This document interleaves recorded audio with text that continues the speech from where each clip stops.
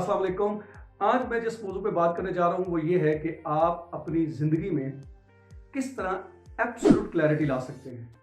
क्योंकि जब आपकी ज़िंदगी में क्लैरिटी आ जाती है तो ज़िंदगी की तरफ जो आपकी अप्रोच है, जो आप चॉइसेस लेते हैं या जो भी आप डिसीजंस लेते हैं, फैसले करते हैं, उनकी डायरेक्शन बिल्कुल राइट होगी, ठीक होगी।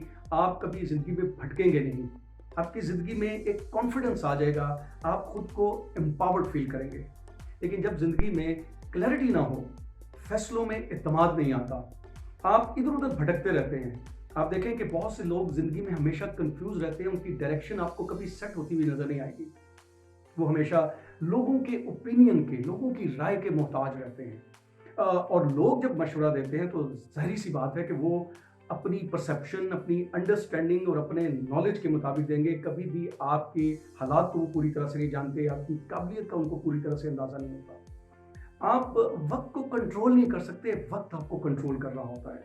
आपके हालात आपको कंट्रोल करने की कोशिश करते हैं, गर्ज़ के आप पूरे तरीके से बेबस फ़ील करते हैं, कन्फ्यूज़्ड रहते हैं। लेकिन जब आपकी ज़िंदगी में क्लैरिटी आ जाती है और एब्सोल्यूट क्लैरिटी आ जाती है, तो आपके एतमाद में इज़ाफ़ा हो जाता है। तो आज की वीडियो में मैं यही बात करूँगा और स्टेप बाय स्टेप बताऊँगा कि किस तरह आप अपनी ज़िंदगी में, अपने फ़ैसलों में एब्सोल्यूट क्लैरिटी ला सकते हैं। तो सबसे पहले तो ये बात समझ लें कि जब क्लैरिटी आएगी, तो हमेशा से आपकी ज़िंदगी में कन्फ्यूज़न ख़त्म हो जाएगी। लेकिन अगर आपकी ज़िंदगी में कन्फ्यूज़न है, तो इसका मतलब ये है कि आप अपनी ज़िंदगी में या अपने फ़ैसलों में बिल्कुल भी क्लियर नहीं हैं। तो ज़िंदगी में क्लैरिटी के लिए सबसे बड़ी वजह, जो सबसे पहली वजह है, वो ये है कि आपको ये नहीं पता कि क्या वजूहात हैं जिसकी वजह से आप कन्फ्यूज़ हो रहे हैं। याद रखें, ये ज़िंदगी है, ये जो कानून है ज़िंदगी का, ये कॉज़ एंड इफ़ेक्ट पे चलता है। हर चीज़ की कोई ना कोई वजह होती है। अगर मिसाल के तौर पर अगर मैं कोई बॉल उछाल दूँ ये आपके सामने की तरफ, तो वो बॉल कभी वापस नहीं आएगा। लेकिन अगर सामने दीवार होगी तो वो ज़रूर बॉल वापस आएगा। उस बॉल के वापस आने की वजह ये है कि वो सामने किसी दीवार से टकराया और उस दीवार से उसको फ़ोर्स मिली और वो वापस मेरी तरफ आया। हत्ता कि अगर मैं इसको हवा में ऊपर की तरफ उछालूँगा, तब भी बॉल ज़मीन पर अगर आ रहा है तो उसकी वजह ये है कि ज़मीन में वो कुव्वत है जिसे आप कशिश-ए-शकल कहते हैं, इसलिए वो बॉल नीचे आ रहा है। अगर वो कशिश-ए-शकल, वो ग्रेविटी ना हो, तो वो बॉल नीचे नहीं आ सकता। जब इंसान ये बात समझ आए कि हर चीज़ के होने की कोई ना कोई वजह है, तो पहले वो वजह को तलाश करता है। तो क्लैरिटी जो है वो रिज़ल्ट है, इसकी ना होने की कुछ ना कुछ वजूहात हैं। पहली तो बात ये समझने की है, पहला स्टेप ये है। और दूसरा स्टेप ये है कि ये कन्फ्यूजन्स क्यों हैं? आप एक इंफॉर्मेशन के दौर में रह रहे हैं। इस वक़्त हर तरफ से बम्बार्डमेंट ऑफ इंफॉर्मेशन है। इंटरनेट आपके पास है, टेलीविज़न आपके पास है, मोबाइल्स आपके हाथ में हैं, हर वक़्त आप इंफॉर्मेशन लोड करते रहते हैं, कॉम्पिटिशन आपके इर्द-गिर्द चल रहा है। इसकी मिसाल ऐसे ले लें कि अगर आप सामने खड़े हैं और मुख्तलिफ तरफ से आपकी तरफ कुछ गेंद फेंके जाएँ, तो एक वक़्त में आप एक ही गेंद को पकड़ सकेंगे, तमाम गेंदों को आप अपने हाथ में नहीं ले सकते। इसी तरह से ये जो हमारी जिस्म है, हमारी बॉडी है, ये ब्रेन को पर second approximately 11 million bit of information भेज रही है। जबकि हम कॉन्शियसली होश में रहते हुए जो इंफॉर्मेशन रिसीव करने की सलाहियत रखते हैं वो है 50 बिट्स पर सेकंड। अब जस्ट इमेजिन, इस फिगर के अंदर थोड़ा बहुत चेंज हो सकता है, आप इंटरनेट पे सर्च भी कर सकते हैं, लेकिन जस्ट इमेजिन कि थोड़ा बहुत भी फर्क हो, तो ये गैप कितना ज्यादा है। आपका रिसीव करने की जो कैपेसिटी है वो है 50 बिट्स पर सेकंड, जबकि आपकी तरफ जो इंफॉर्मेशन का फ्लो है वो है 11 मिलियन बिट पर सेकंड। जब इतनी इंफॉर्मेशन आपको मिलेगी तो सबसे पहला नुकसान ये होगा कि आपकी तवज्जो किसी एक जगह पर फोकस नहीं हो सकेगी। और जब आपकी तवज्जो किसी जगह पर फोकस नहीं हो सकेगी बल्कि डाइवर्ट होती रहेगी मुख्तलिफ जगहों पे, तो आपको क्लैरिटी नहीं आ सकती। इसका क्या हल है? इसका सॉल्यूशन बताने से पहले दूसरी रीजन समझ लें। ये जितनी इंफॉर्मेशन आप लेते हैं, ये चूंकि आपके लाशऊर में, सबकॉन्शियस माइंड में इकट्ठी हो जाती है, तो ये इंफॉर्मेशन थॉट्स बनकर आपके सामने आती है। अब आप थिंकिंग नहीं कर रहे, आप थॉट्स के पीछे हैं। जब आपके ख़यालात मुख्तलिफ आते रहेंगे, तो आप जैसे ही कोई चीज़ सोचेंगे, उससे मुतल्लिका जितने भी ख़यालात आपके दिमाग में इकट्ठे हो चुके हैं, और वैसे ये जितने भी ख़यालात हैं, ये अमूमन नेगेटिव, मनफ़ी ख़यालात इकट्ठे होते हैं, तो वो ख़यालात जब उभर कर आते हैं, तो वो हमारी तवज्जो डायरेक्ट अपनी तरफ कर लेते हैं। हम उन ख़यालात के अंदर इतने महव हो जाते हैं कि हम भूल जाते हैं कि हम क्या सोच रहे थे, हमारा फोकस हट जाता है। अब जब इतना इंफॉर्मेशन ओवरलोड होगा आपका मुख्तलिफ तरफ से, और जिससे आप थोड़ी देर के लिए भी डिस्कनेक्ट नहीं हो रहे, आपके ख़्यालात मुसलसल आपको तंग कर रहे हैं, तो आप किसी एक जगह पर फ़ोकस ही नहीं कर पाएँगे। उसका सबसे आसान जो हल है, जो पहला स्टेप है, खुद को, अपने आप को इस इन्फॉर्मेशन से थोड़ी देर के लिए डिस्कनेक्ट कर दें। अब जब मैं डिस्कनेक्ट के बारे में बताने जा रहा हूँ, तो सबसे पहले जो मेरी बात ज़हन में आती है वो ये है कि इस कुदरत का निज़ाम इतना खूबसूरत है, कायनात का, खुदा ने इतना ज़बरदस्त इंतज़ाम किया है कि हमें इबादत का एक तरीका बताया है, जिसका मतलब ये है कि हम थोड़ी देर के लिए इस पूरी दुनिया को भूल जाएँ। इस दुनिया में जितने मसाइल हैं, क्योंकि हमारा ब्रेन तो हर वक़्त मसाइल और मसाइल का हल तलाश करने में लगा रहता है, और हम थोड़ी देर के लिए इसको भूल जाएँ और अपने आप को उस इबादत की जगह पर ले जाके अपने आप को खुदा से कनेक्ट करने की कोशिश करें। हम थोड़ी देर के लिए इन तमाम मसाइल को भूलते हुए उस पर भरोसा करने की कोशिश करें, उसको पुकारें और हमें एहसास हो ताकि कि हम किसी कायनात की बड़ी कुव्वत के साथ जुड़े हैं, खुदा हमारे साथ है, वो हमें हमारे मसाइल को हल कर देगा। ये बड़ा ही खूबसूरत निज़ाम है, मुझे इसके अंदर बड़ी तस्कीन मिली और मैं बड़ा अपने आप को खुदा के साथ कनेक्टेड फ़ील करता हूँ जब मैं अपने आप को इस दुनिया के मसाइल से दूर करके थोड़ी देर के लिए वहाँ बैठता हूँ इबादत के लिए। इसी इबादत का एक दूसरा जो ज़बरदस्त स्टेप है वो ये है कि आप मुराक़बा यानी मेडिटेशन करें। आप मेडिटेशन का मतलब आपके ज़हन में जो भी है, हो सकता है ये जो मैं बताने जा रहा हूँ ये भी आपके ज़हन में हो, लेकिन मुराक़बे का मतलब ये है, मेडिटेशन का मतलब ये है कि आप ध्यान देना, फ़ोकस करना सीखें।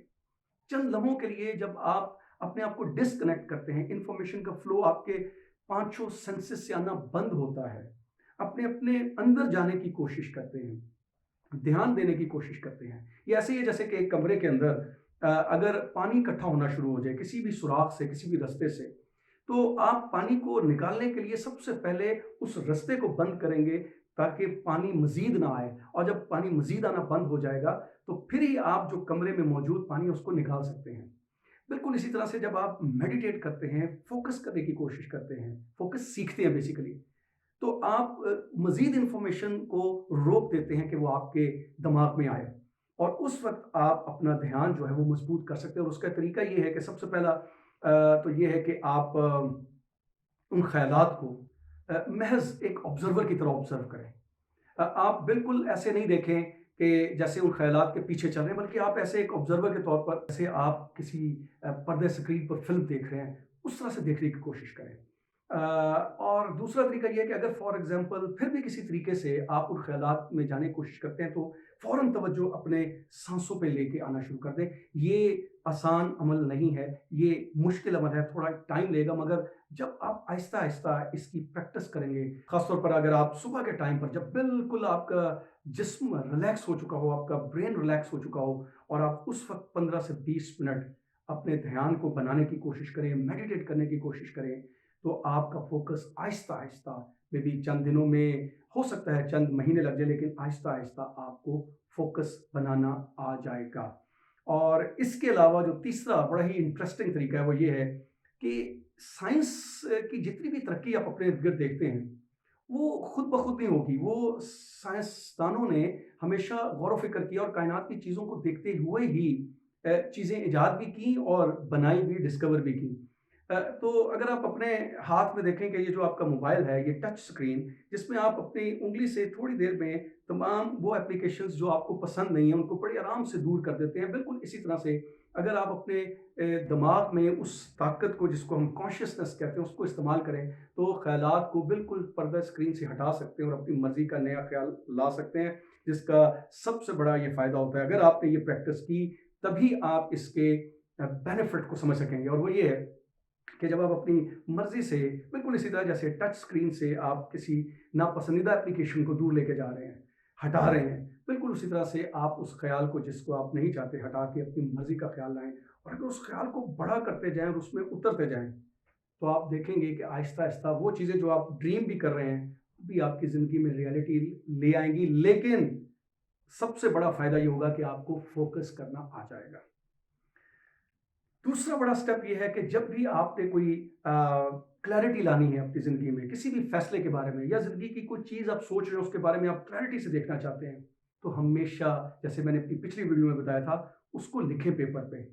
आप क्या चाहते हैं, व्हाट डू यू वांट, आप क्यों चाहते हैं, why do you want and how do you want, और how do you want, what do you want और व्हाई डू यू वांट में से सबसे ज़्यादा जिस पर आपको ध्यान देना वो है व्हाई डू यू वांट, क्योंकि व्हाई आपके दिमाग में पर्पस की क्लैरिटी लेके आएगा, ये आपकी एक ड्राइविंग फोर्स बन जाएगा, आपको कुव्वत देगा, आपको स्टिमुलेट करेगा, आपको एक खास किस्म का कॉन्फिडेंस देगा। लिहाजा वाई पर फोकस करें। जब आपका वाई आपको आहिस्ता आहिस्ता क्लियर होना शुरू हो जाए, तो बिल्कुल उसके साथ साथ आपके दिमाग में एब्सोल्यूट क्लैरिटी आना शुरू हो जाएगी। लेकिन इसके लिए दिमाग को एनर्जेटिक होना, आपके ब्रेन को पावरफुल होना बहुत ज़रूरी है। और उसके लिए आपने एक कहावत तो सुनी होगी कि healthy mind is in A healthy body, यानी आपकी बॉडी को हेल्थी होना, इसको फिट होना बहुत ज़रूरी है। और क्योंकि देखें, अगर आप अपनी बॉडी को देखें तो इसमें आप मुसलसल खून को गर्दिश करता महसूस करते हैं, आपकी सांसें मुसलसल चल रही हैं, ये मुसलसल हरकत में है। जब सर्दी आती है तो आपके हाथ ठंडे होते हैं, तो आप उसको, हाथों को आपस में रगड़ कर, मसल कर उनको गर्म करते हैं। क्यों? क्योंकि हरकत से एनर्जी पैदा होती है। तो जब आप हरकत में आएंगे तो मजीद एनर्जी पैदा होगी, आपका ब्लड फ्लो तेज होगा, आपकी सांसें ठीक प्रॉपर काम करेंगी और उससे आपके दिमाग को ऑक्सीजन जाएगी। जब दिमाग को ऑक्सीजन जाएगी, दिमाग को एनर्जी मिलेगी, तो दिमाग में अलर्टनेस आएगी।